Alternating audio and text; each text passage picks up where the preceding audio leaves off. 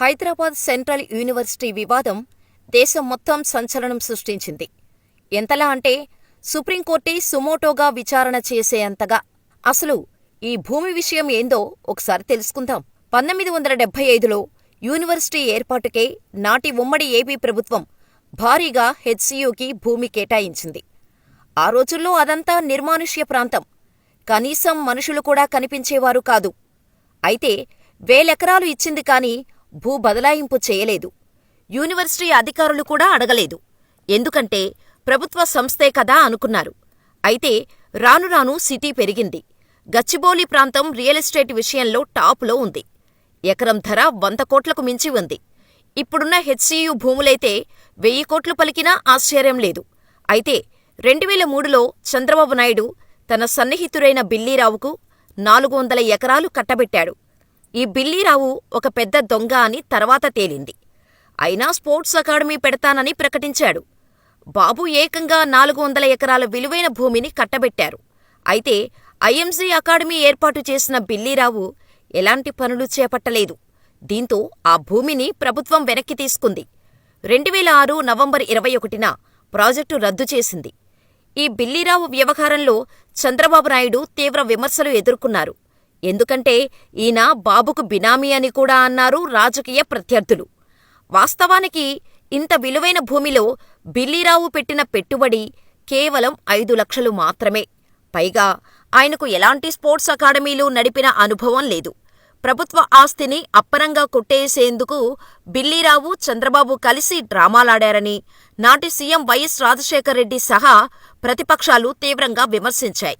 అయితే 2006లో ప్రాజెక్టు రద్దు కాగానే హైకోర్టుకు వెళ్లింది ఐఎంసీ అకాడమీ. అయితే ఈ భూమిపై రోసయ్య, కిరణ్ కుమార్ రెడ్డి, కేసీఆర్ ప్రభుత్వాలు వాదనలు వినిపించాయి. ప్రభుత్వ భూమేనని కోర్టులో ఆధారాలు చూపించాయి. దీంతో హైకోర్టు 2024 మార్చి 7న తెలంగాణ ప్రభుత్వానికి అనుకూలంగా తీర్పు చెప్పింది. కానీ ఐఎంసీ మళ్లీ సుప్రీంకోర్టుకు వెళ్లింది. దీంతో తెలంగాణ ప్రభుత్వం మళ్లీ వాదనలు వినిపించింది. చివరకు మే 3న హైకోర్టు తీర్పు సరైందేనని ఉన్నత న్యాయస్థానం తీర్పు చెప్పింది. దాంతో 1000 కోట్ల విలువైన భూమి 21 ఏళ్ల తర్వాత ప్రభుత్వానికి దక్కింది. అయితే ఈ గ్యాప్లో అక్కడ ఒక అటవీ ప్రాంతమే వెలిసింది. పైగా 3 చెరువులు కూడా ఉన్నాయి. ఎందుకంటే హెచ్సీయూకి అనుబంధంగా 1600 ఎకరాల అటవీ ప్రాంతం ఉంది. అందులో ఎన్నో రకాల జంతువులు ఉన్నాయి. జింకలు, నెమళ్లు సహా అంతరించిపోతున్న జీవులు కూడా ఉన్నాయి. అవి భారీగా అటవీ ప్రాంతంలా మారిన ఈ ఐఎంసీ అకాడమీ భూములోకి వచ్చాయి. అయితే ఇప్పుడు గచ్చిబౌలిలోని ఖరీదైన ప్రాంతం కావటంతో ఈ భూమిని వేలం వెయ్యాలనుకుంది సర్కారు. కొంత ఐటీ పార్కు సహా ఇతర అవసరాల కోసం వాడాలనుకుంది. ఆ భూమిని వెంటనే టీజీఐఏసీకి అప్పగించింది. కానీ అటవీ ప్రాంతం, పైగా వన్యప్రాణులున్న ఈ భూములను కొట్టివేయొద్దని యూనివర్సిటీ విద్యార్థులు ఆందోళన చేయటం మొదలుపెట్టారు. దీంతో తెలంగాణ ప్రభుత్వం కంగారు పడింది. తాము ఏమాత్రం ఆలస్యం చేసినా అడవి పేరుతో ఆడుకుంటారని ఏకంగా 100 బుల్డోజర్లతో చెట్లను ధ్వంసం చేయటం మొదలుపెట్టింది. దీంతో ప్రతిపక్ష పార్టీలు భగ్గుమన్నాయి. అంత తొందరేమొచ్చింది? భూమి కావాలనుకుంటే ఫార్మాసిటీ కోసం సేకరించిన 14,000 ఎకరాల భూమి ఉంది. పచ్చని చెట్లు ఎందుకు కొడుతున్నారు? వన్యప్రాణులను ఎందుకు చంపుతున్నారని బీఆర్ఎస్ వర్కింగ్ ప్రెసిడెంట్ కేటీఆర్ నిలదీశారు. మరోవైపు విద్యార్థులు, ప్రొఫెసర్లు ఉవ్వెత్తున ఉద్యమాన్ని నడిపారు. ఇక సోషల్ మీడియాలో అడవిని ధ్వంసం చేస్తున్న బుల్డోజర్లను చూసి జనం ఆగ్రహం చెందారు. చీకట్లో అడవిని నరకాల్సిన అవసరమేముందని ముఖ్యమంత్రి రేవంత్ రెడ్డి మీద ఆగ్రహం వ్యక్తం చేశారు. అయితే ఇది ప్రభుత్వ భూమి, యూనివర్సిటీకి సంబంధం లేదనేది ప్రభుత్వ వాదన. అందుకు ఆధారాలను కూడా చూపించింది.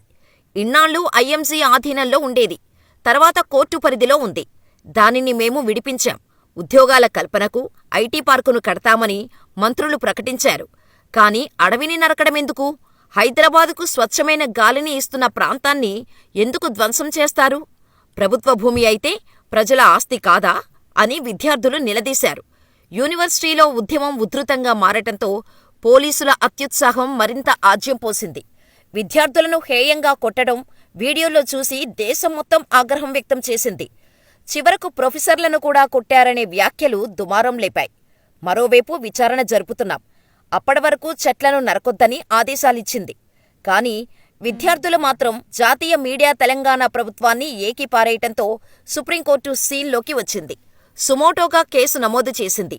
ఎందుకంటే మార్చి 4న అన్ని రాష్ట్ర ప్రభుత్వాలు అటవీ భూమిని నిర్ణయించే విషయంపై స్పష్టమైన తీర్పు ఇచ్చింది. వాటికి కట్టుబడి ఉండాలని తేల్చి చెప్పింది. కానీ ఇప్పుడు తెలంగాణలో అడవి విధ్వంసాన్ని సీరియస్గా తీసుకుంది. వెంటనే హైకోర్టు రిజిస్ట్రార్ని కంచగచ్చిబౌలి ప్రాంతానికి వెళ్లి అక్కడ అడవి ఉందా, వన్యప్రాణులు ఉన్నాయా, ఎంత ధ్వంసం చేశారో వెంటనే ప్రాథమిక రిపోర్టు ఇవ్వాలని ఆదేశించింది. దీంతో రిజిస్ట్రార్ అక్కడకు వెళ్లి ఫోటోలు సహా ఆధారాలతో సుప్రీంకోర్టుకు సమర్పించారు. ఆ వెంటనే సుప్రీంకోర్టు విచారణ మొదలుపెట్టింది. మొదటి మాటే ప్రభుత్వ సీఎస్ను జైలుకు పంపుతాం, ఎక్కడైతే ధ్వంసం జరిగిందో అక్కడే తాత్కాలికంగా జైలు నిర్మించి పంపుతామని హెచ్చరించింది. దీంతో తెలంగాణ ప్రభుత్వం ఉలిక్కిపడింది. బుల్డోజర్లు ధ్వంసం చేస్తుంటే జింకలు, నెమళ్ల ఆర్తనాదాలు విన్న సుప్రీం ఆవేదన చెందింది. అంత హడావుడిగా చెట్లను ఎందుకు నరికేశారు? రిజిస్ట్రారు పంపిన నివేదిక, ఫోటోలు చూశాక అది అడవే అని అర్థమవుతోంది. కొత్త చట్టం మీకు తెలీదా? చెట్లను నరికి అభివృద్ధి కార్యకలాపాలు చేపట్టాల్సిన అవసరమేంటి? ముందు చెట్లను నరికే ముందు ఎన్విరాన్మెంటల్ ఇంపాక్ట్ అసెస్మెంట్ చేయించారా? పర్యావరణ శాఖ అనుమతి ఉందా? అటవీశాఖ అనుమతించిందా?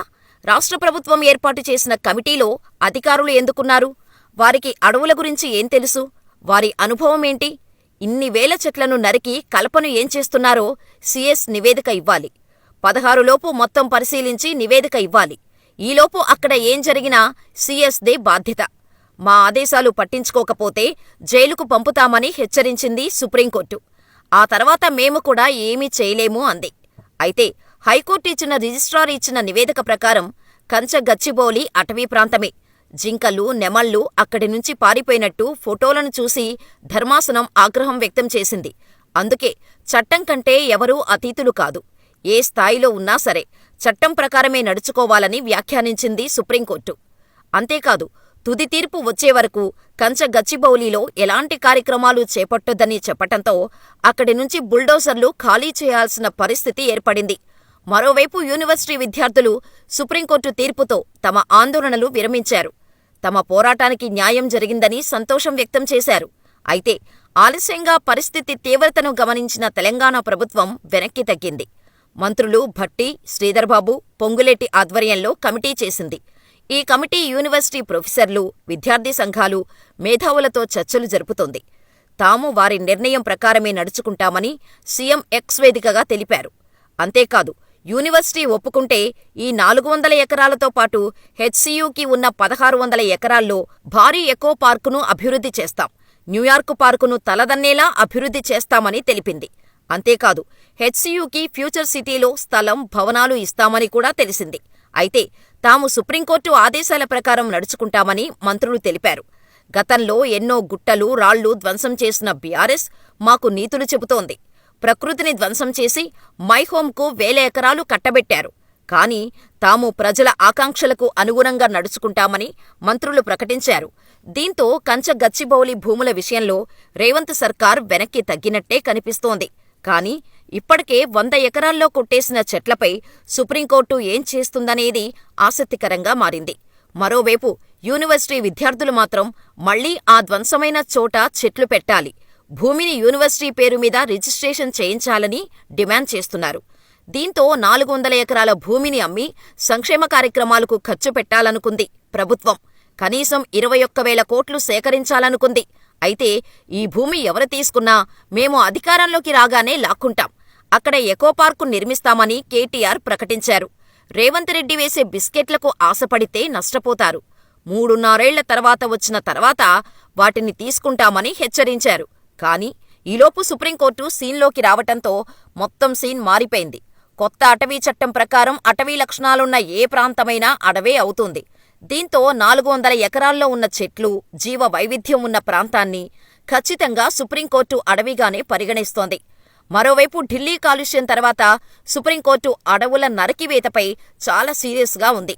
భవిష్యత్తు తరాలకు మంచి గాలి, నీరు అందించాలి. ఆ విషయంలో చట్టానికి ఎవరూ అతీతులు కాదని ఇంతకుముందే ఒక తీర్పునిచ్చింది. ఈలోపు ఈ విధ్వంసం కోర్టుకు కోపం తెప్పించింది. ప్రభుత్వం ఏమో కాని సీఎస్ చిక్కుల్లో పడ్డట్టయింది.